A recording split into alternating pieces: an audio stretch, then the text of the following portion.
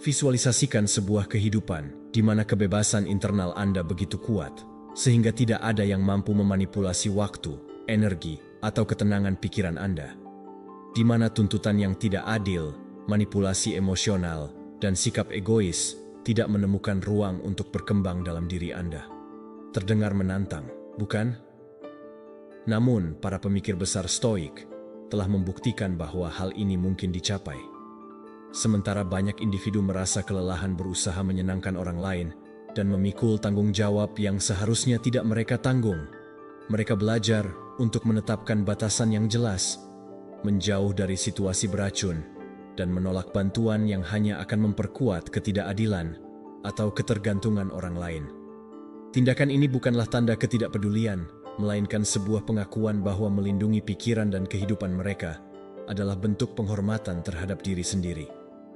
Hari ini, saya akan menunjukkan kepada Anda bagaimana Anda juga dapat melakukannya dengan mengidentifikasi 12 tipe individu yang tanpa Anda sadari menguras energi Anda, menghambat pertumbuhan Anda, dan menjauhkan Anda dari tujuan Anda. Ini bukan tentang kebencian, balas dendam, atau dendam, tetapi mengenai konsistensi dan cinta terhadap diri sendiri. Setelah Anda belajar untuk mengatakan tidak, menarik diri pada waktu yang tepat, dan menutup pintu tanpa merasa bersalah, Anda akan menemukan bahwa hidup Anda menjadi lebih ringan, pikiran Anda lebih jernih, dan hari-hari Anda lebih bermakna.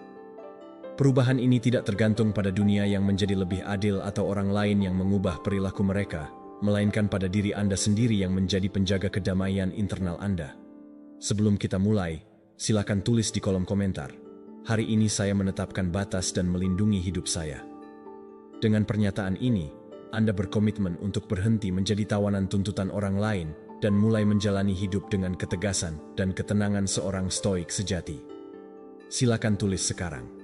Perhatikan masing-masing dari 12 individu ini yang sebaiknya tidak Anda bantu, dan ingat, yang terakhir, jangan pernah bantu dalam hidup Anda. Namun sebelum kita memulai, jika Anda menemukan nilai dalam video ini, saya mendorong Anda untuk berlangganan dan mengaktifkan notifikasi agar tetap mendapatkan informasi terbaru. Mari kita mulai.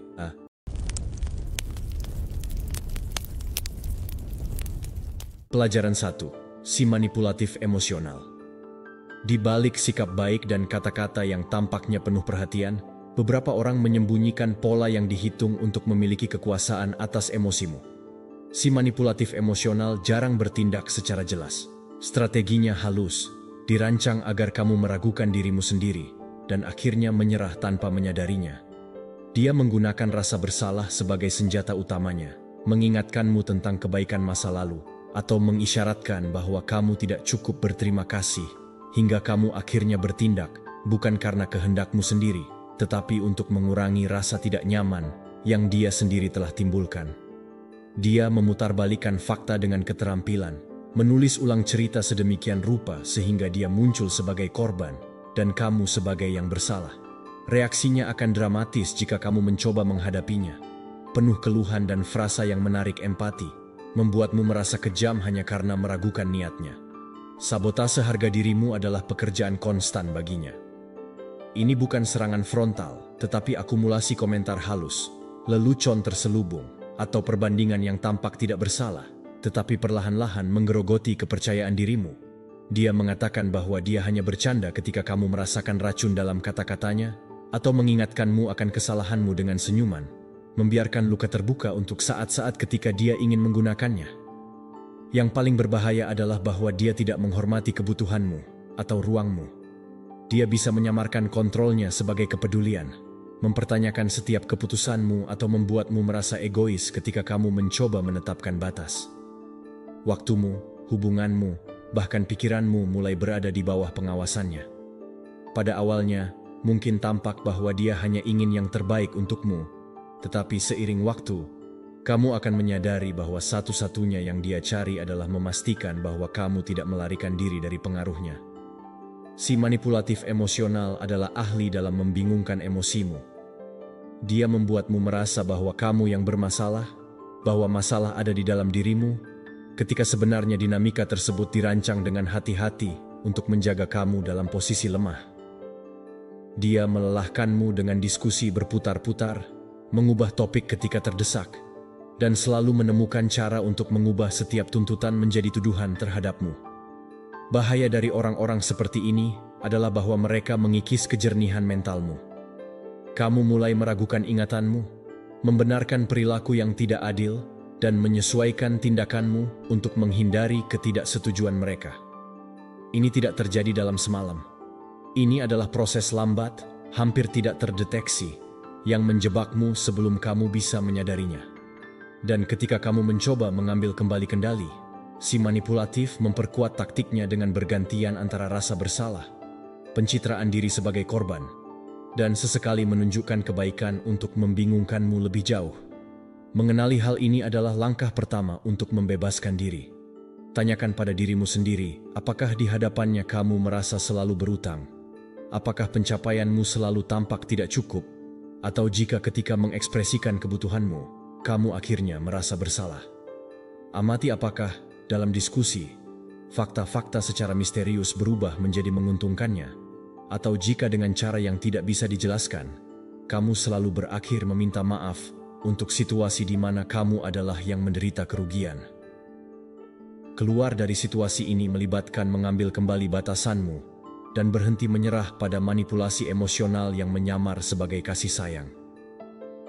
Ini tidak berarti merespons dengan agresivitas, tetapi dengan kejelasan dan ketegasan. Terkadang, satu-satunya cara untuk melindungi kedamaianmu adalah dengan mengurangi atau memutuskan kontak dengan orang yang tidak menghormati integritasmu. Kamu harus ingat bahwa emosimu dan waktumu berharga, dan bahwa tidak ada yang berhak membentuknya untuk keuntungan mereka. Koneksi yang nyata dengan orang lain dibangun di atas saling menghormati, bukan pada kontrol dan distorsi. Setiap kali kamu menjauh dari seorang manipulatif, kamu mendapatkan kembali sepotong kebebasan emosionalmu.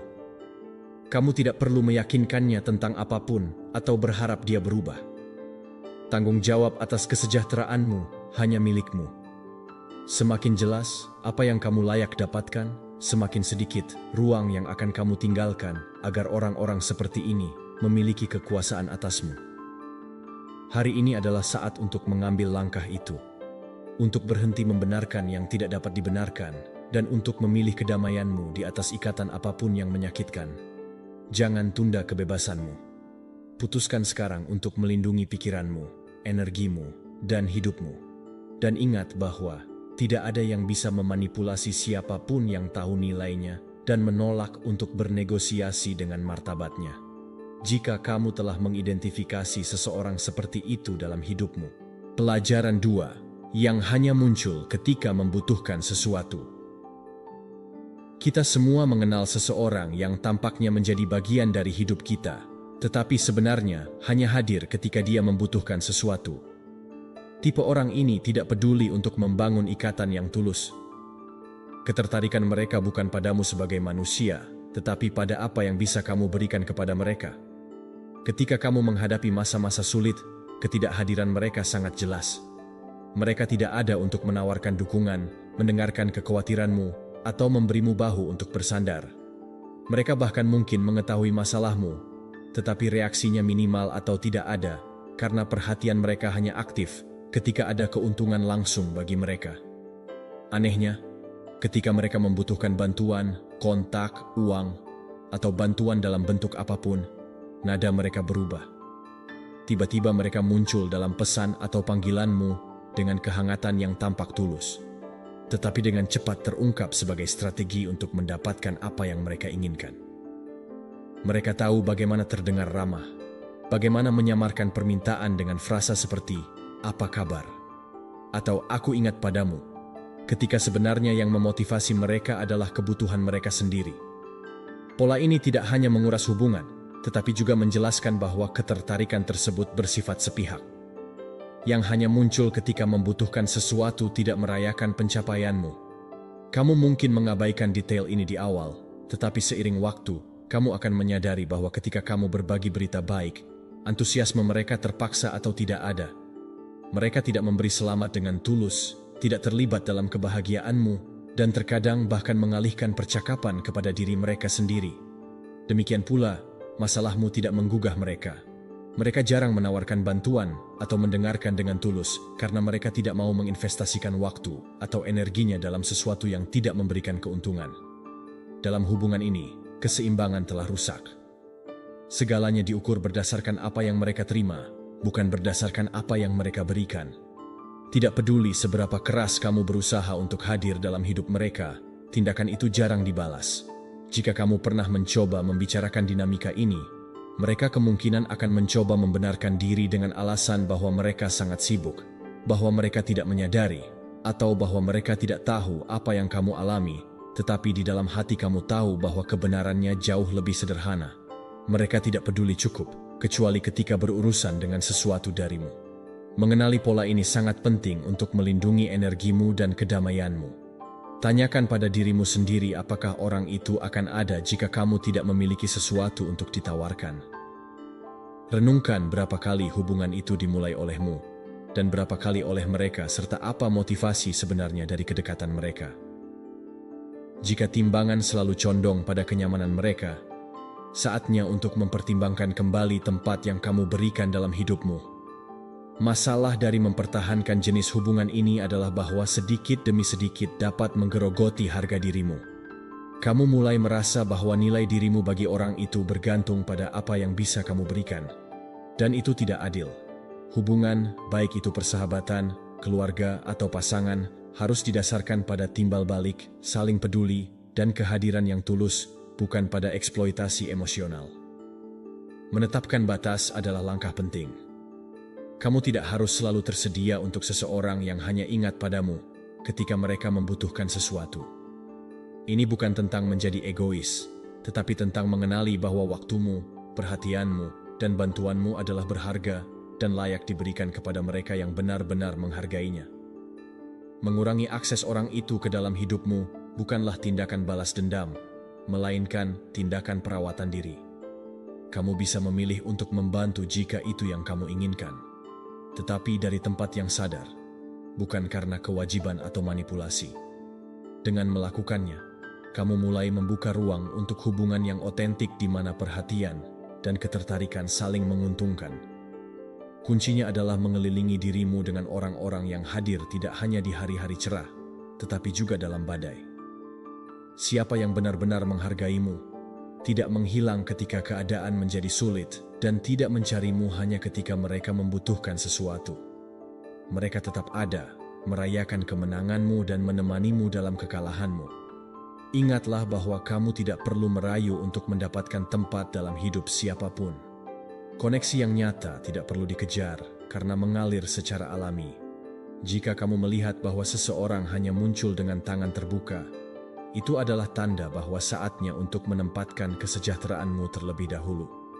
Hari ini, kamu bisa memutuskan untuk menginvestasikan energimu pada mereka yang juga berinvestasi padamu, pada mereka yang tahu bahwa hubungan dibangun dengan kehadiran dan bukan hanya dengan tuntutan.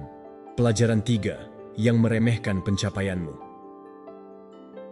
Ada orang-orang yang alih-alih bersukacita atas kesuksesanmu, tampaknya merasa tidak nyaman dengan mereka. Yang meremehkan pencapaianmu tidak perlu melakukannya dengan kata-kata keras atau gestur yang jelas. Seringkali dia melakukannya melalui komentar halus, perubahan topik, dan sikap yang perlahan-lahan mengikis semangatmu. Dia meminimalkan usahamu seolah-olah apa yang kamu capai adalah hal biasa atau mudah dicapai, mengabaikan waktu, dedikasi, dan pengorbanan yang telah kamu investasikan. Jika kamu berbagi berita baik, dia akan menjawab dengan frasa seperti, siapapun bisa melakukannya, atau tidak begitu penting, yang berusaha memadamkan kilau momenmu. Tipe orang ini memiliki kemampuan khusus untuk mengubah kebanggaan menjadi keraguan. Kamu berbicara dengan semangat tentang proyek yang telah kamu selesaikan atau tujuan yang telah kamu capai, dan reaksinya dingin, jauh, atau segera dialihkan ke hal lain. Terkadang dia bahkan tidak mendengarkan sepenuhnya. Dia menyela atau mengalihkan percakapan ke kepentingan pribadinya. Alih-alih merayakan bersamamu, jika kamu memberitahu bahwa kamu telah mencapai sesuatu yang penting, dia buru-buru menyebutkan kesuksesannya sendiri, baik yang nyata maupun yang dilebih-lebihkan, seolah-olah pencapaianmu adalah ancaman yang perlu dinetralkan. Kompetisi ini tidak sehat, atau inspiratif. Ini adalah cara untuk menunjukkan bahwa bagi dia harus selalu satu langkah lebih maju. Seiring waktu, sikap ini mulai mempengaruhi kepercayaan dirimu secara hampir tak terlihat. Dia membuatmu merasa bahwa tidak pernah cukup, bahwa tidak peduli seberapa banyak yang kamu capai, selalu ada tetapi, atau cara untuk meremehkan kemajuanmu. Jika kamu menyadari bahwa kamu semakin sedikit berbagi pencapaianmu, karena takut menerima reaksi negatif atau acuh tak acuh, itu adalah tanda bahwa pola ini sedang mencuri sebagian kebahagiaanmu. Masalahnya bukan ingin pengakuan eksternal, tetapi adalah hal yang wajar untuk menginginkan orang-orang terdekat bersukacita untukmu. Ketika itu tidak terjadi, hubungan kehilangan keseimbangan dan mulai lebih terasa berat daripada memberikan. Terkadang yang meremehkan pencapaianmu melakukannya karena rasa iri, karena kemajuanmu mengingatkannya pada kekurangan atau tujuan yang belum tercapai. Di lain waktu, itu karena ketidakamanan, karena tidak tahu bagaimana merayakan tanpa membandingkan. Dalam kasus apapun, bukan tanggung jawabmu untuk mengelola emosi yang dihasilkan oleh kemenanganmu pada orang lain. Tugasmu adalah terus tumbuh tanpa mengurangi cahayamu, agar orang lain tidak merasa tidak nyaman. Penting untuk belajar mengenali jenis perilaku ini dan melindungi dirimu dari itu. Jangan biarkan kurangnya antusiasme orang lain memadamkan hasratmu untuk terus maju. Nilai dirimu tidak ditentukan oleh reaksi orang lain, dan pencapaianmu tidak memerlukan persetujuan siapapun untuk menjadi nyata. Tetaplah teguh di jalurmu.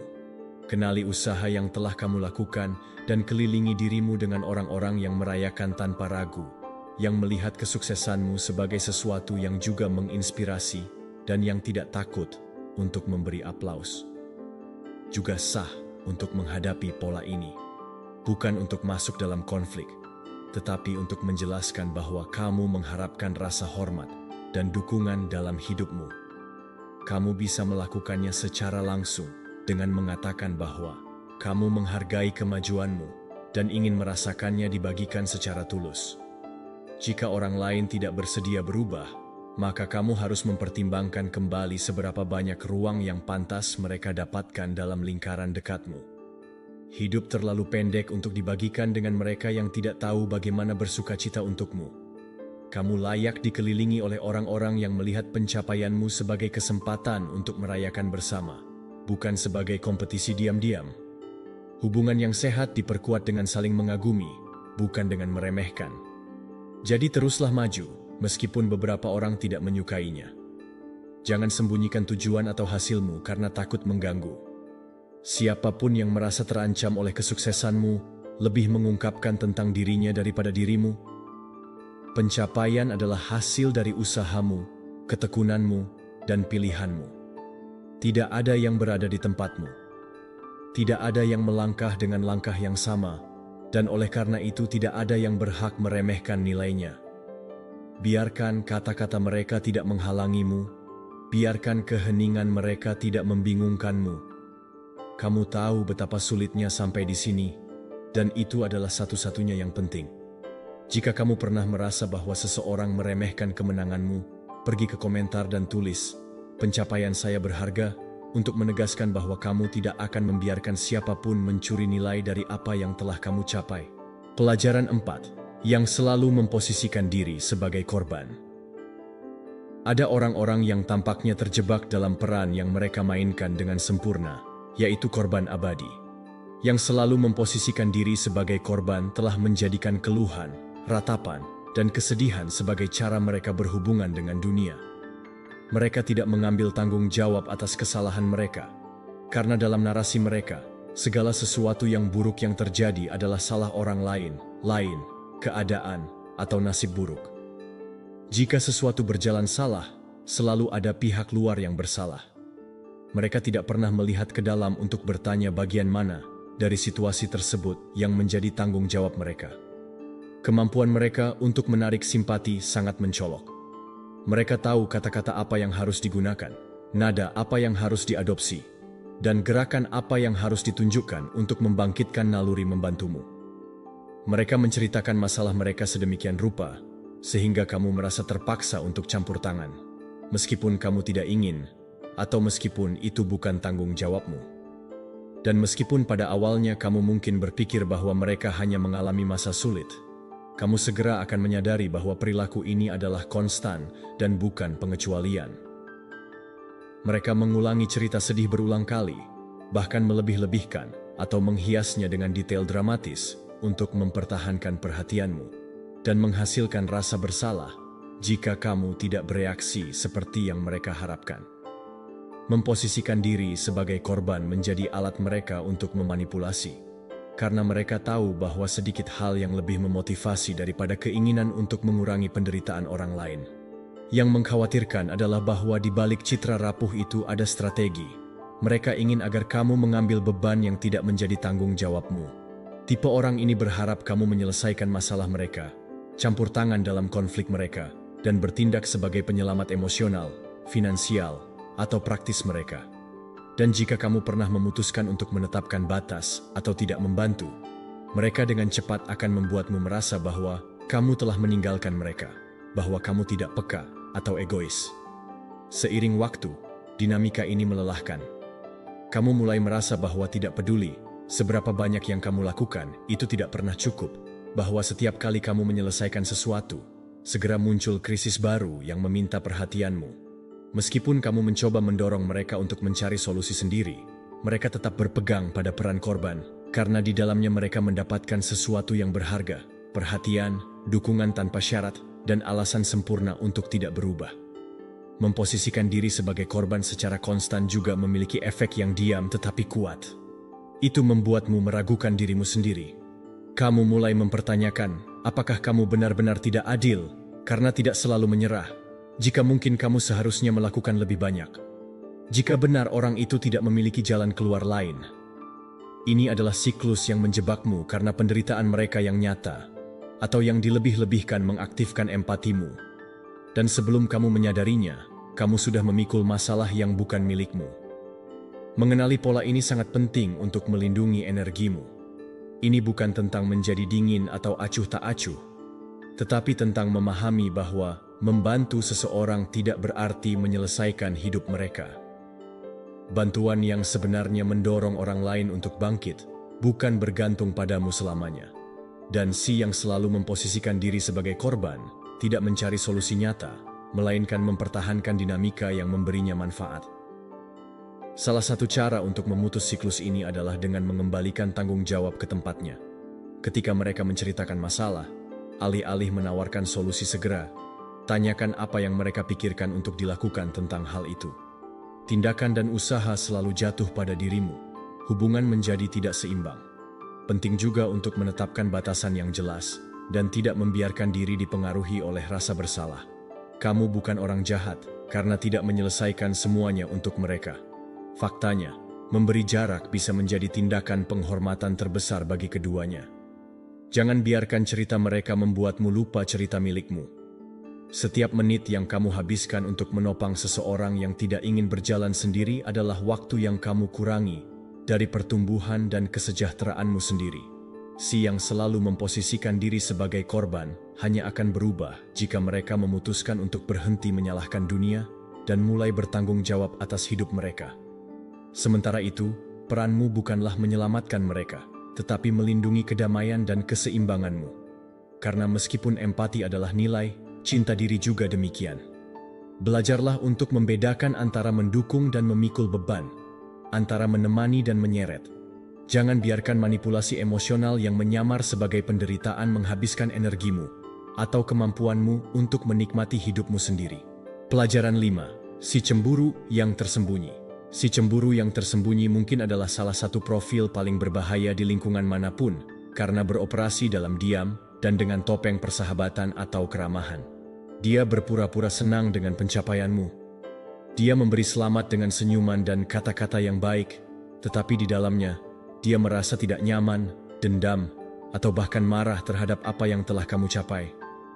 Dia tidak menunjukkan wajah aslinya secara terbuka, karena dia tahu bahwa cemburu langsung akan membuatnya terbongkar. Sebaliknya, dia bertindak secara terencana untuk merendahkan dan menyabotase tanpa terlihat jelas. Orang ini hidup dengan membandingkan dirinya denganmu. Tidak peduli apakah itu tentang pekerjaanmu, kehidupan pribadimu, atau kemampuanmu. Dia selalu mengukur nilainya berdasarkan bagaimana posisinya dibandingkan denganmu. Jika dia merasa bahwa kamu memiliki sesuatu yang tidak dia capai, dia menafsirkannya sebagai ancaman. Pikirannya tidak berfokus pada belajar darimu atau terinspirasi oleh kemajuanmu, tetapi mencari cara untuk mengurangi jarak, meskipun itu berarti merugikanmu. Salah satu taktik paling umum adalah menyebarkan rumor. Dia bisa melakukannya dengan cara yang tampaknya tidak bersalah, menyamarkan komentarnya sebagai kepedulian atau pengamatan sederhana, tetapi dengan jelas berniat menanamkan keraguan tentangmu. Mungkin dia menceritakan kisah yang terdistorsi, melebih-lebihkan kesalahan kecil, atau mengarang situasi yang merugikan reputasimu. Dan yang paling membuat frustrasi adalah dia melakukannya dengan cara yang begitu halus, sehingga bahkan jika kamu menghadapi dia akan membantah niat buruk. Si cemburu yang tersembunyi juga merasakan kesenangan diam-diam ketika kamu gagal. Dia tidak akan merayakannya secara terbuka, tetapi di dalamnya dia akan merasa lega atau puas saat melihatmu jatuh, karena itu memberinya perasaan sementara superioritas. Dia bahkan bisa menunjukkan dukungan pada saat-saat itu, tetapi kata-katanya akan penuh dengan subteks yang membuatmu merasa lebih kecil. Yang berbahaya tentang berurusan dengan seseorang seperti ini adalah bahwa mungkin akan memakan waktu lama sebelum kamu menemukan sifat aslinya. Topeng dukungan dan simpati membuatmu menurunkan kewaspadaan, dan ketika kamu menyadari pola sabotase, dia sudah memiliki akses ke informasi pribadi atau profesional yang bisa ia gunakan melawanmu. Kerusakan yang ditimbulkan tidak selalu langsung. Seringkali, ia bertindak melalui tindakan kecil yang terakumulasi, yang mengikis kepercayaan dirimu atau citramu di depan orang lain. Mengenali si cemburu yang tersembunyi memerlukan pengamatan tidak hanya pada apa yang dia katakan, tetapi juga pada apa yang tidak dia katakan. Perhatikan apakah dia jarang merayakan pencapaianmu dengan tulus, jika selamatannya cepat dan tanpa antusiasme, jika dia mengubah topik ketika kamu berbicara tentang kesuksesanmu, atau jika dia mencoba meremehkan apa yang telah kamu capai dengan frasa seperti, "Kamu beruntung," atau "Aku juga berniat melakukan itu." Perhatikan bagaimana dia bersikap ketika kamu menghadapi tantangan atau kehilangan. Apakah dia menunjukkan empati yang tulus atau tampaknya lebih tertarik untuk menyoroti kesalahanmu daripada membantumu mengatasinya? Begitu kamu mendeteksi seseorang seperti itu, yang paling sehat adalah membatasi aksesnya ke dalam hidupmu. Tidak perlu menghadapi dia dengan agresivitas, tetapi melindungi diri dengan berbagi informasi tentang proyek, tujuan, dan rencanamu yang lebih sedikit. Si cemburu yang tersembunyi menyuplai dari detail yang kamu berikan, karena itu adalah alat yang dia gunakan untuk membandingkan diri atau menyabotase kamu. Juga penting untuk tidak terjebak dalam permainannya. Tujuannya adalah agar manipulasi membuatmu tidak stabil dan energimu teralihkan padanya. Alih-alih terlibat dalam persaingan atau merasa perlu untuk membenarkan pencapaianmu, tetap fokus pada jalanmu. Pengakuan yang paling penting bukanlah yang kamu peroleh dari orang lain, tetapi yang datang dari kesadaranmu sendiri tentang apa yang telah kamu capai dengan usaha dan kejujuran. Ingatlah bahwa cemburu lebih banyak berbicara tentang siapa yang merasakannya daripada tentang siapa yang menerimanya. Kesuksesan orang lain bukanlah pelanggaran pribadi. Dan jika seseorang merasakannya demikian, itu karena mereka belum belajar membangun nilai mereka sendiri tanpa perbandingan. Kamu tidak dapat mengubah pola pikir itu, tetapi kamu bisa memutuskan seberapa besar dampak yang akan dimilikinya dalam hidupmu. Lindungi dirimu, jaga integritasmu, dan terus maju. Bahkan jika orang lain merasa tidak nyaman, siapa yang benar-benar ada di sisimu akan merayakan kemenanganmu seolah-olah itu adalah milik mereka. Mereka tidak akan berusaha memadamkan atau merendahkanmu. Pelajaran 6. Yang tidak menghormati batasanmu. Ada orang-orang yang tampaknya tidak mampu menerima bahwa kamu berhak untuk memutuskan tentang waktumu, energimu, dan ruangmu. Si yang tidak menghormati batasanmu tidak mengerti atau berpura-pura tidak mengerti bahwa tidak berarti tidak. Dia mengabaikan aturan pribadimu, seolah-olah itu dapat dinegosiasikan dan berasumsi bahwa dia selalu bisa meyakinkanmu jika dia cukup mendesak. Ketidakhormatan ini tidak selalu muncul dengan agresivitas. Terkadang datang menyamar sebagai lelucon, pujian, atau kepedulian yang tampaknya. Tetapi tujuannya sama. Meruntuhkan batasanmu untuk mendapatkan apa yang dia inginkan. Ketika kamu mengatakan tidak pada sesuatu, reaksi pertamanya bukanlah menerimanya, tetapi menekan. Dia bisa mempertanyakan motifmu, membuatmu merasa bahwa kamu berlebihan, atau mengisyaratkan bahwa kamu bersikap dramatis. Desakannya menjadi senjata, mengulangi permintaan berkali-kali sampai menguras kesabaranmu, dan kamu akhirnya menyerah hanya untuk menghindari diskusi lebih lanjut. Strategi ini sudah terencana.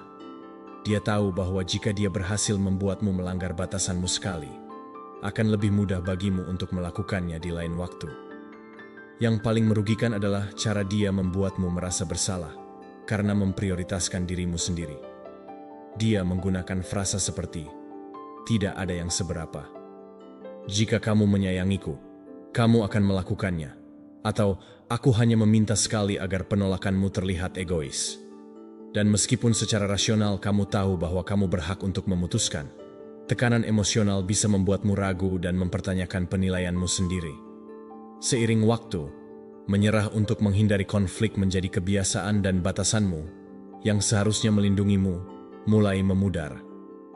Masalah dari membiarkan pola ini adalah bahwa itu tidak berhenti dengan sendirinya.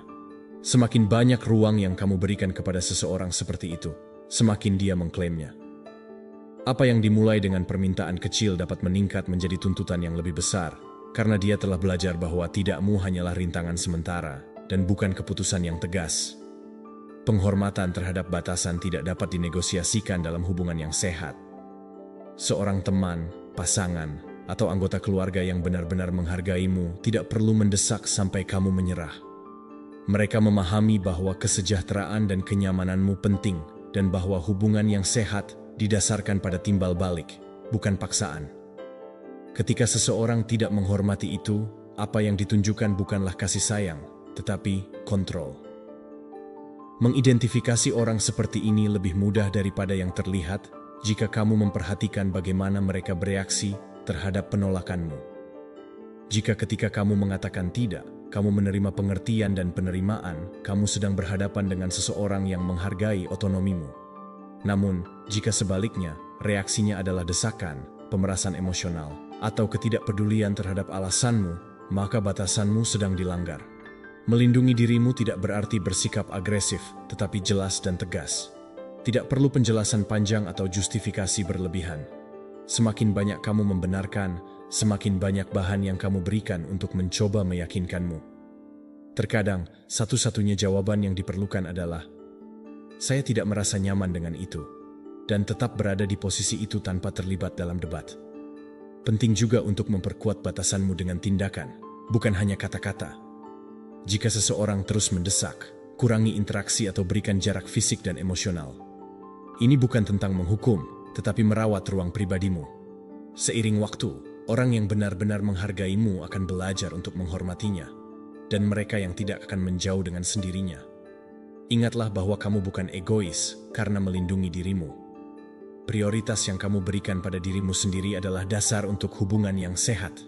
Ketika kamu menghormati dirimu sendiri, kamu mengajarkan kepada orang lain bagaimana mereka seharusnya memperlakukanmu.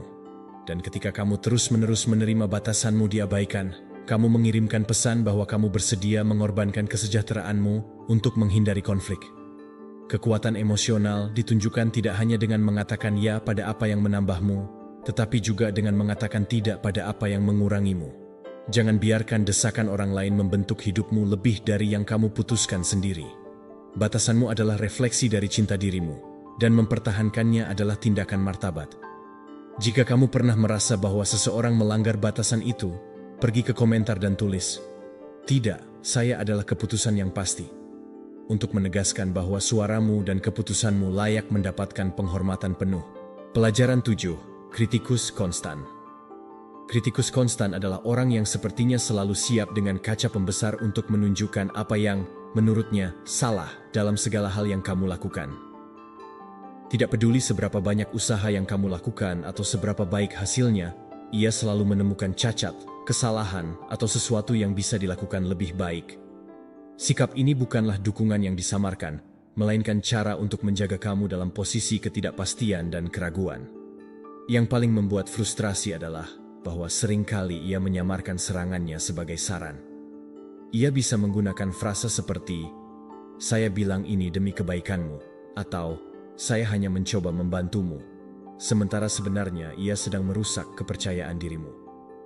Jenis komentar ini tidak bertujuan untuk membangun, melainkan untuk menunjukkan kegagalan yang nyata atau yang dibuat-buat dengan niat untuk membuat jelas bahwa, menurut penilaiannya, tidak pernah cukup.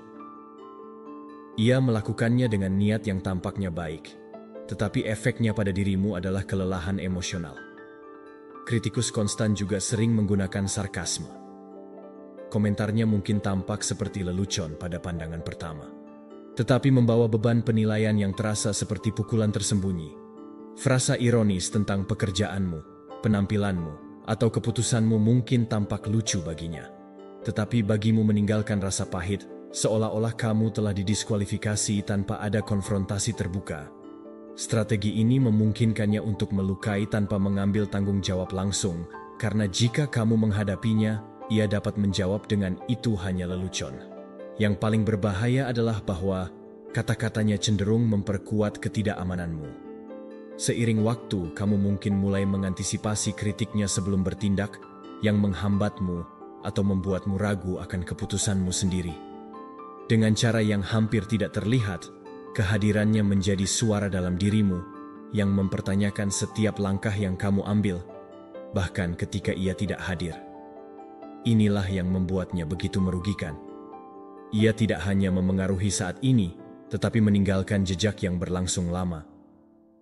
Mengenali kritikus konstan berarti mengamati apakah komentarnya benar-benar membantumu untuk berkembang atau jika hanya membuatmu merasa kecil.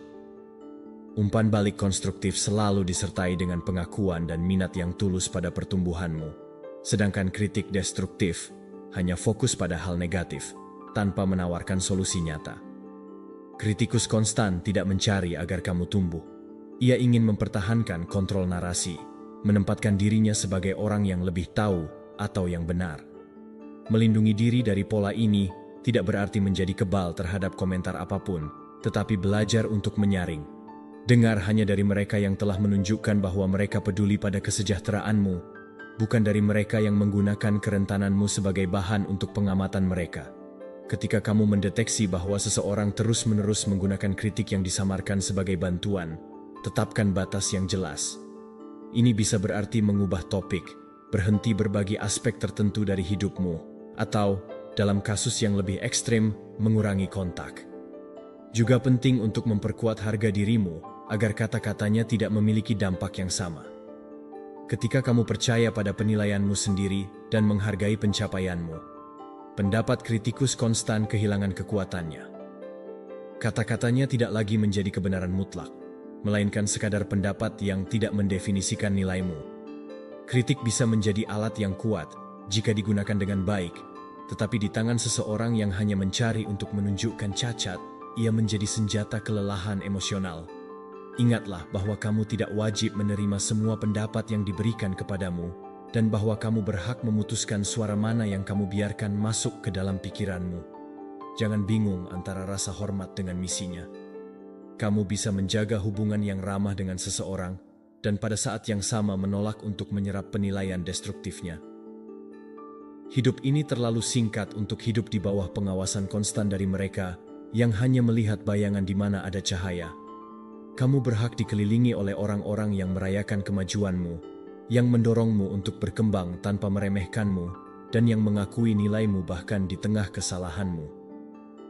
Jika kamu pernah merasakan beban seorang kritikus konstan dalam hidupmu, pergi ke komentar dan tulis, "Nilai saya tidak bergantung pada penilaiannya," untuk menegaskan bahwa kamu memilih untuk tumbuh dikelilingi oleh dukungan yang tulus, bukan serangan yang disamarkan sebagai saran. Pelajaran 8, yang hanya membawa masalah. Ada orang-orang yang sepertinya hidup dalam keadaan krisis permanen, seolah-olah drama adalah udara yang mereka hirup. Yang hanya membawa masalah tidak tahu bagaimana untuk tenang, karena ketenangan terasa asing baginya. Ia membutuhkan konflik yang konstan untuk merasa hidup. Ia hidup dalam keluhan, menceritakan berkali-kali kesengsaraannya, melebih-lebihkan detail, dan menemukan alasan untuk memviktimkan diri, bahkan dalam situasi yang paling sederhana. Dan meskipun pada awalnya kamu mungkin merasa kasihan, segera kamu akan menyadari bahwa pola ini bersifat siklis, dan bahwa sebenarnya ia tidak mencari solusi nyata, melainkan teman dalam kekacauannya. Jenis orang ini ingin menyeretmu ke dalam dunia yang tidak teratur. Ia menelepon atau mencarimu ketika sedang dalam krisis, berharap kamu menghentikan semua yang kamu lakukan untuk fokus pada masalahnya. Jika kamu mencoba menjaga jarak, ia bisa menuduhmu tidak peka atau tidak ada saat dibutuhkan, tetapi kenyataannya adalah bahwa kebutuhannya akan perhatian tidak ada habisnya. Apa yang hari ini tampak sebagai urgensi vital, besok akan digantikan oleh yang lain dan seterusnya, sampai semua interaksi denganmu didasarkan pada menyelesaikan bencana berikutnya. Ia mengharapkan solusi instan darimu, seolah-olah peranmu adalah menjadi penyelamatnya. Tidak peduli jika kamu sudah memberinya nasihat sebelumnya, atau jika masalahnya adalah akibat dari keputusan yang diambilnya sendiri, ia selalu kembali dengan tuntutan yang sama yang terselubung, bahwa kamu yang menyelesaikan. Dan jika kamu tidak bisa atau tidak mau melakukannya, ia bisa bereaksi dengan kemarahan, kekecewaan yang dibuat-buat, atau lebih banyak keluhan, meningkatkan tekanan emosional agar kamu menyerah. Kelelahan yang ditimbulkannya sangat dalam. Dengan menginvestasikan waktu dan energi dalam dramanya yang konstan, kamu mengabaikan prioritasmu sendiri. Kamu merasa kehabisan energi setelah setiap percakapan, seolah-olah kamu telah mengangkat beban yang bukan milikmu. Kelelahan ini bukan hanya mental, tetapi juga emosional. Karena betapapun kamu berusaha membantu, tampaknya tidak ada yang berubah. Sebenarnya, bukan berarti tidak ada solusi yang mungkin, tetapi yang hanya membawa masalah tidak bersedia melakukan perubahan yang diperlukan untuk keluar dari siklus tersebut. Mengenali pola ini sangat penting untuk melindungi diri. Tanyakan pada dirimu berapa banyak interaksimu dengan orang itu yang terkait dengan krisis, dan berapa banyak yang merupakan momen menikmati atau saling mendukung. Jika kamu menemukan bahwa hampir selalu berkaitan dengan menyerap negativitasnya, saatnya untuk mempertimbangkan kembali hubungan tersebut. Ini bukan tentang berhenti membantu sepenuhnya, tetapi memahami bahwa energimu terbatas dan harus diinvestasikan dengan bijak. Menetapkan batas yang jelas adalah salah satu alat paling efektif untuk menghadapi seseorang seperti ini. Ini bisa berarti tidak segera menanggapi setiap pesan, mengalihkan percakapan ke arah solusi konkret, atau cukup mengatakan, "Sekarang saya tidak bisa membantumu dengan itu." Pada awalnya, ia mungkin tidak menerimanya dengan baik, karena ia terbiasa kamu menyerah. Tetapi seiring waktu ia akan belajar bahwa hidupmu tidak berputar di sekeliling kekacauannya. Juga penting untuk berhenti mengambil peran penyelesai. Kamu bisa mendengarkan dan menemani, tetapi tidak memikul tanggung jawab untuk memperbaiki semuanya. Perubahan yang nyata terjadi ketika orang tersebut memutuskan untuk mengambil bagian dalam masalah dan, selama kamu terus menyelesaikannya untuknya, ia tidak akan memiliki motivasi untuk melakukannya. Ingatlah, bahwa memiliki empati tidak berarti mengorbankan kedamaianmu. Membantu adalah hal yang berharga, tetapi tidak ketika itu menjadi proses sepihak yang membuatmu kosong. Sangat sehat untuk menjauh dari percakapan atau dinamika yang hanya menambah stres dan mengurangi kesejahteraan. Lindungi dirimu dengan memprioritaskan keseimbangan mental dan emosionalmu, dan kelilingi dirimu dengan orang-orang yang memberikan kontribusi sebanyak yang mereka terima, yang tahu berbagi kebahagiaan selain kesedihan dan yang tidak hidup secara permanen dalam badai. Hidup ini sudah membawa cukup tantangan sendiri untuk juga memikul beban orang yang tidak ingin keluar dari siklus yang sama. Kamu tidak egois karena menjaga ruangmu. Kamu bertanggung jawab pada dirimu sendiri. Jika kamu pernah merasakan bahwa seseorang seperti itu menguras energimu, pergi ke komentar dan tulis, "Kedamaian saya tidak bisa dinegosiasikan," untuk menegaskan bahwa kamu tidak akan membiarkan kekacauan orang lain menghabiskan energimu atau menghentikan kesejahteraanmu. Pelajaran 9. Pengkhianat kepercayaan. Dari luar, tampaknya kamu memiliki seseorang yang setia di sisimu, tetapi satu pengalaman saja sudah cukup untuk mengetahui bahwa kamu telah mempercayakan diri kepada seorang pengkhianat kepercayaan. Kamu memberinya akses ke hidupmu, membagikan pikiran, rahasia, dan kerentananmu. Percaya bahwa ada saling menghormati yang tidak akan pernah rusak. Tetapi, di dalam dirinya, kesetiaan bukanlah prinsip, melainkan mata uang yang dapat diperdagangkan, dan ia siap untuk mengkhianatimu. Jika itu memberinya keuntungan pribadi, ia akan mengungkapkan rahasiamu tanpa izinmu, terkadang secara terbuka, terkadang menyamarkannya sebagai anekdot yang tidak berbahaya. Ia bisa membenarkannya dengan mengatakan bahwa itu tidak terlalu penting, atau bahwa ia tidak berpikir itu akan mengganggumu. Tetapi kenyataannya adalah bahwa ia tahu persis nilai dari apa yang kamu bagikan dan memutuskan untuk mengabaikan kepercayaanmu. Tindakan ini tidak hanya melanggar privasimu, tetapi juga menghancurkan dasar dari setiap ikatan. Kepastian bahwa kata-katamu aman. Pengkhianat kepercayaan juga dapat menggunakan informasi yang kamu berikan untuk memanipulasimu. Ia tahu topik apa yang mengganggumu, kesalahan apa yang membebani, dan apa yang menjadi ketakutanmu, dan tidak ragu untuk menggunakannya sebagai alat untuk mempengaruhi keputusanmu. Ia bisa mengingatkanmu secara halus tentang sesuatu yang kamu ceritakan secara pribadi untuk menekanmu, atau untuk membuatmu bertindak sesuai dengan kepentingannya. Jenis manipulasi ini sangat merusak, karena memanfaatkan keterbukaan dan kejujuranmu untuk mengendalikannya. Ciri lain yang jelas adalah bahwa ia berpindah pihak sesuai dengan kepentingannya. Hari ini, ia bisa tampil sebagai sekutumu, dan besok, jika itu menguntungkan baginya untuk berada di sisi yang berlawanan. Ia tidak dipandu oleh prinsip, tetapi oleh peluang. Jika ia melihat bahwa mendukung orang lain memberinya lebih banyak pengakuan, kekuasaan, atau akses, ia tidak akan ragu untuk melakukannya. Bahkan jika itu berarti berbicara buruk tentangmu, atau memutarbalikkan apa yang kamu katakan. Bagi dia, hubungan bukanlah ikatan yang tulus, melainkan panggung untuk mengukur apa yang lebih menguntungkan baginya di setiap saat. Juga umum bahwa ia mengeksposmu di depan orang lain untuk terlihat baik. Ia dapat mengungkapkan sesuatu yang bersifat pribadi dalam sebuah pertemuan, membuat komentar yang membuatmu terlihat bodoh, atau membocorkan informasi yang merugikanmu, semua dengan tujuan untuk mendapatkan poin dengan orang-orang yang mendengarnya. Tindakan ini bukanlah kebetulan, hasil dari salah paham.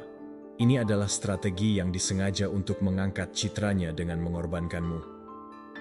Yang paling menyakitkan ketika menghadapi pengkhianat kepercayaan adalah bahwa luka tidak hanya berasal dari apa yang ia lakukan, tetapi juga dari pengkhianatan terhadap intimasi yang kamu bagikan. Serangan dari seseorang yang tidak pernah dekat tidak sama dengan pukulan dari seseorang yang berada dalam lingkaran pribadimu. Oleh karena itu, pemulihan emosional tidak hanya melibatkan mengelola konsekuensi dari tindakannya, tetapi juga membangun kembali kepercayaan pada penilaianmu sendiri dan kemampuanmu untuk mempercayai. Melindungi diri dari seseorang seperti itu dimulai dengan menerima kenyataan perilakunya. Jangan berharap bahwa ia akan berubah atau meminta maaf dengan tulus.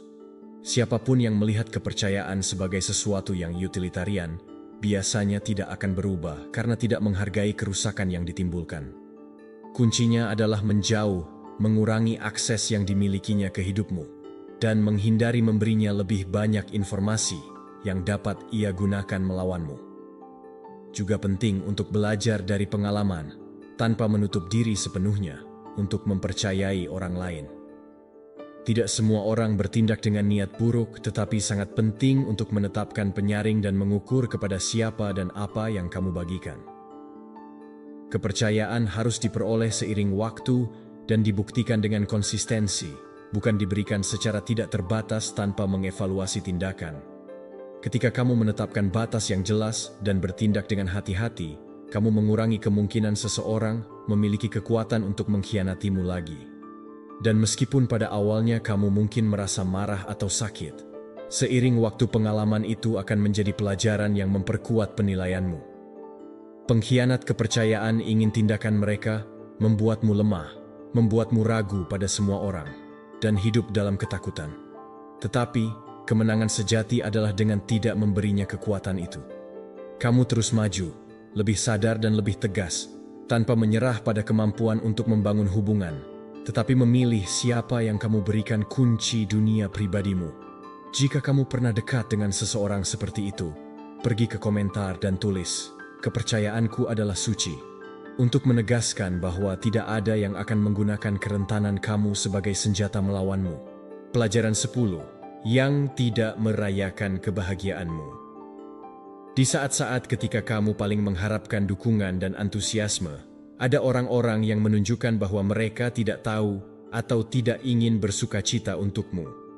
Yang tidak merayakan kebahagiaanmu menunjukkan ketidakpedulian ketika kamu membagikan berita baik, seolah-olah pencapaian atau kebahagiaanmu tidak layak mendapatkan perhatian. Ia mungkin menjawab dengan singkat, "Bagus," tanpa emosi, atau bahkan cepat-cepat mengubah topik, seolah-olah apa yang baru saja kamu katakan tidak penting. Dan meskipun ia tidak mengakuinya, sikapnya jelas menunjukkan bahwa kesejahteraanmu tidak memberinya kebahagiaan, melainkan ketidaknyamanan. Terkadang, ketidakpedulian ini menjadi pengasingan yang nyata. Ia bisa menjauh dari percakapan, tiba-tiba menunjukkan kesibukan, atau membuat komentar yang merendahkan apa yang telah kamu capai. Jika kamu menceritakan bahwa kamu mencapai tujuan pribadi, ia mungkin menjawab dengan perbandingan yang mengecilkan usahamu. "Itu tidak terlalu sulit," atau "Saya tahu seseorang yang melakukan hal yang lebih baik." Sikap semacam ini bukan netral.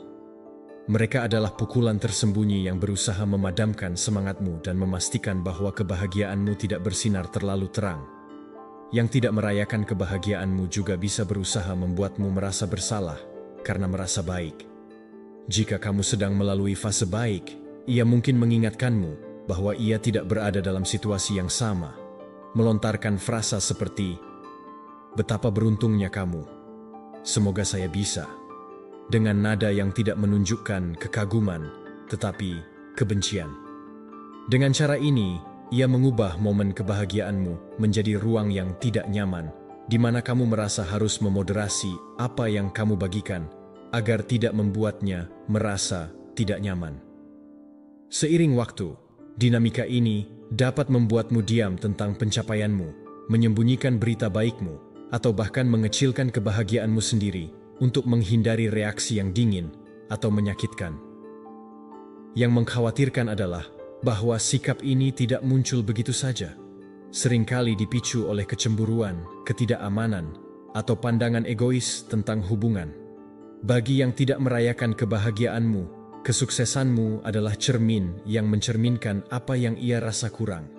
Alih-alih melihatnya sebagai inspirasi, ia menafsirkannya sebagai ancaman atau persaingan diam-diam. Dan alih-alih mendekat untuk berbagi kebahagiaanmu, ia menjauh atau berusaha untuk meredupkannya. Perilaku ini mengungkapkan kurangnya kemurahan hati emosional. Merayakan kebahagiaan orang lain membutuhkan kedewasaan, empati, dan kemampuan untuk memahami bahwa kesejahteraan orang lain tidak mengurangi yang sendiri. Hubungan yang sehat diperkuat ketika kedua belah pihak dapat saling mendukung, baik di saat-saat sulit maupun dalam kemenangan. Jika mereka hanya ada untuk berbagi kesedihan, tetapi menghilang ketika semuanya berjalan baik untukmu, itu bukan ikatan yang seimbang, melainkan koneksi yang tertarik dan terbatas. Mengenali seseorang yang tidak merayakan kebahagiaanmu melibatkan perhatian pada pola. Apakah ia menghindari memberikan ucapan selamat yang tulus? Apakah ia mengubah topik atau berusaha merendahkan apa yang kamu bagikan? Apakah ia membuatmu merasa tidak nyaman karena mengekspresikan kebahagiaanmu? Jika jawaban-jawaban itu ya, kamu berada di hadapan seseorang yang tidak dapat menahan cahaya kamu karena takut bahwa cahaya itu akan menutupi miliknya. Melindungi diri dari jenis energi ini sangat penting.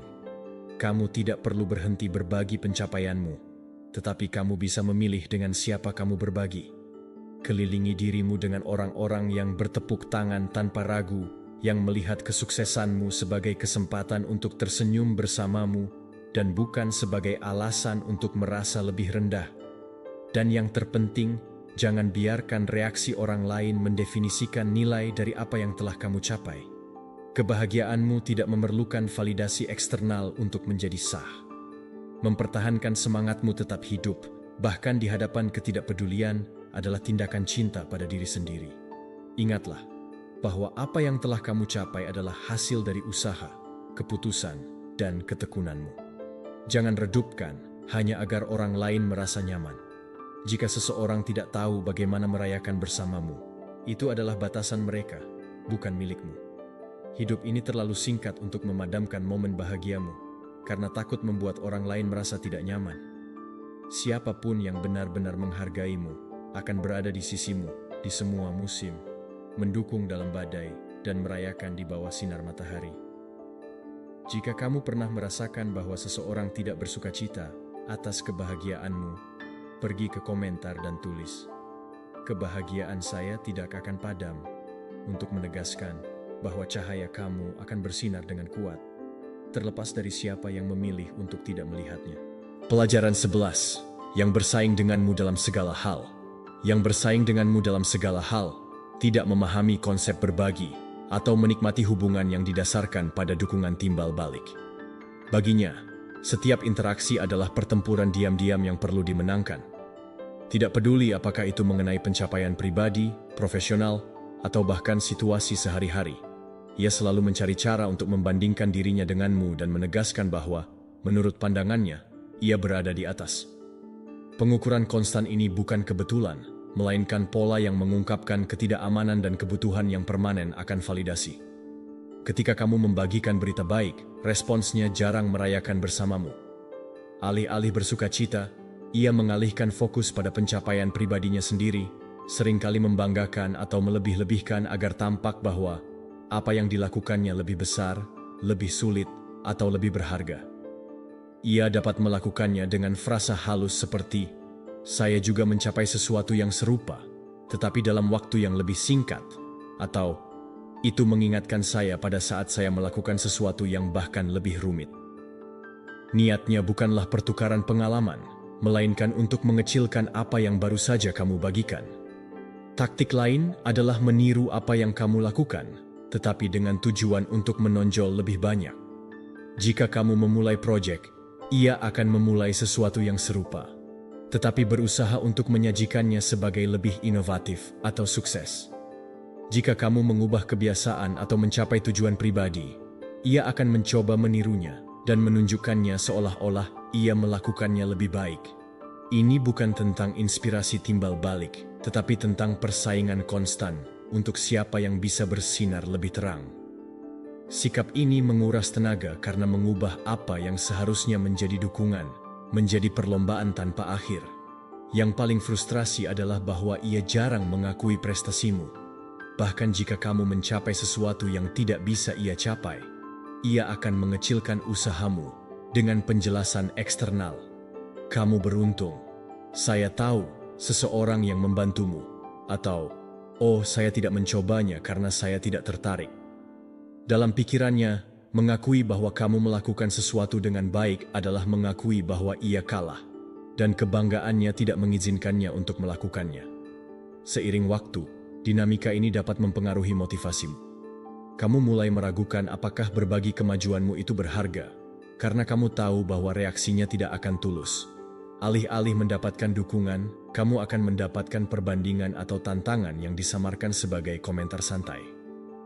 Kebutuhan untuk bersaing yang konstan ini menciptakan ketegangan dan dapat membuatmu merasa bahwa tidak pernah cukup, karena akan selalu ada seseorang yang mencoba mengalahkanmu, bahkan dalam aspek yang bagimu bukanlah sebuah kompetisi. Mengenali orang seperti ini sangat penting untuk memutuskan bagaimana berinteraksi dengannya. Tanyakan pada dirimu, apakah ketika kamu berbicara tentang pencapaianmu, percakapan dengan cepat berubah menjadi pameran pencapaiannya? Amati apakah ia mencoba meniru apa yang kamu lakukan dengan niat jelas untuk melakukannya lebih baik, dan jika ia menghindari sama sekali mengakui kelebihanmu. Ketika kamu mengidentifikasi pola ini, kamu dapat mulai melindungi dirimu dengan membatasi informasi yang kamu bagikan dan menghindari terlibat dalam permainannya.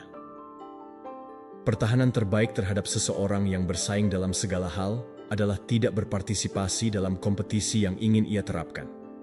Kamu tidak perlu membuktikan apapun kepadanya atau terjebak dalam perbandingan. nilai dan pencapaianmu tidak bergantung pada seberapa baik mereka dibandingkan dengan orang lain. Mempertahankan fokus pada jalanmu sendiri dan merayakan kemajuanmu, bahkan dalam diam, adalah cara untuk menjaga kedamaianmu. Kamu juga bisa menetapkan batas yang jelas. Jika kamu melihat bahwa percakapan terus-menerus berputar di sekitar kompetisi, alihkan atau akhiri.